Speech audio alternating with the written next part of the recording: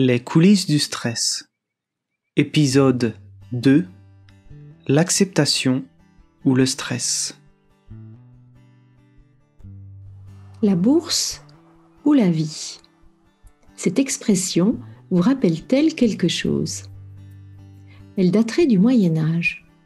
On dit que les bandits de grand chemin demandaient la bourse ou la vie à ceux qu'ils attaquaient. Accepter de se laisser dépouiller de ses biens et avoir la vie sauve, ou bien lutter au risque de mourir, tel était le choix des victimes. L'acceptation ou la lutte. N'est-ce pas ce même scénario qui se joue avec notre stress ? C'est le sujet que je vous propose d'explorer dans cet épisode. Le concept d'acceptation n'est pas des plus simples à comprendre. Certaines personnes ne sont pas à l'aise avec cette notion car elles l'assimilent à la résignation. Or, accepter, c'est tout sauf se résigner. C'est un processus mental qui se déroule en plusieurs étapes. Accepter, c'est avant tout accueillir ce qui est, les événements auxquels nous devons faire face, que nous ne pouvons pas changer et qui ne dépendent pas de nous. Il ne s'agit pas d'apprécier la chose. La question n'est pas de savoir si l'on aime ou pas ce qui est en train de se passer ou s'est déroulé dans le passé. Non, accepter, c'est admettre que ça existe. C'est accuser réception du réel tel qu'il se présente à nous. Que cela me plaise ou non, les faits sont là, tangibles et incontestables. Il ne sert donc à rien de s'y opposer mentalement, car la lutte est vaine. Ceci est ceci, un point, c'est tout. Comme le dit Christophe André dans son ouvrage « Méditer jour après jour, 25 leçons pour vivre en pleine conscience », accepter, ce n'est pas dire « tout est bien », mais « tout est là ». Faire face à l'existant de manière neutre, voilà donc la toute première étape du processus d'acceptation. À ce stade-là, nous pouvons par exemple prendre conscience de notre état de stress et en décortiquer les raisons. Tiens, quel est mon ciné ? En référence au contenu du premier épisode de cette série. Ensuite, vient le temps de l'action. Avec lucidité et discernement, nous pouvons choisir d'accepter ou non la situation à part entière. Accepter pleinement devient alors synonyme d'apaisement, car dans l'acceptation, notre mental et notre corps ne sont plus en lutte. Les ruminations, les récriminations à voix haute ou à voix basse, les frustrations et les tensions disparaissent. Accepter totalement est donc la première option. S'il ne nous est pas possible d'accepter la situation telle qu'elle se présente à nous, alors nous pouvons agir pour l'améliorer afin de la rendre acceptable.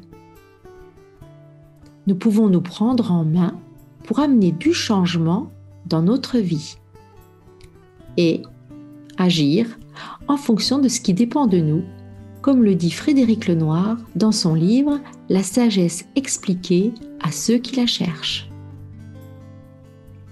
À cette étape, nous pouvons décider de tout quitter, partir, mettre fin à une situation. C'est la deuxième option qui s'offre à nous.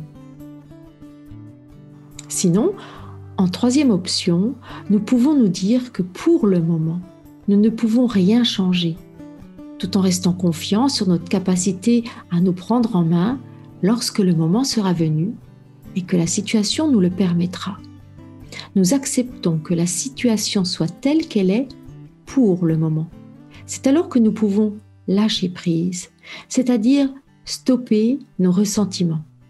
En ce sens, lâcher prise, c'est faire preuve de sagesse, c'est accepter la situation momentanément en attendant le temps de pouvoir agir.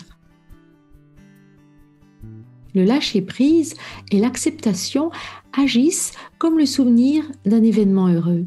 Ils provoquent en nous un état de détente et de bien-être. En ce sens, ils sont synonymes de liberté. Reconnaissons-le.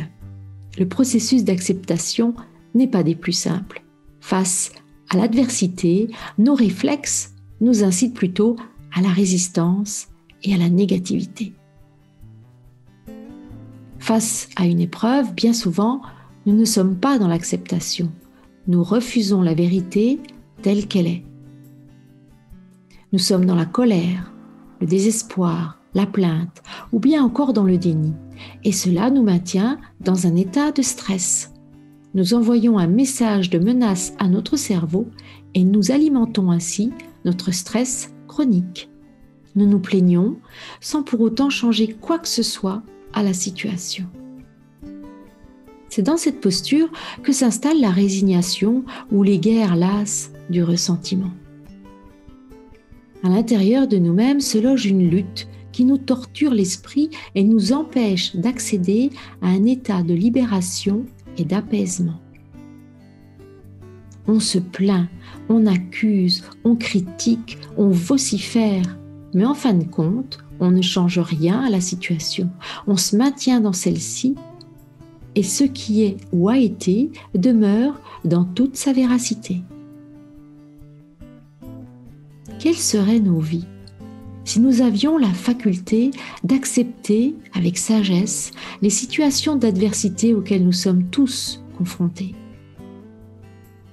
Ne serions-nous pas, collectivement, moins stressés si nous apaisions nos conflits intérieurs?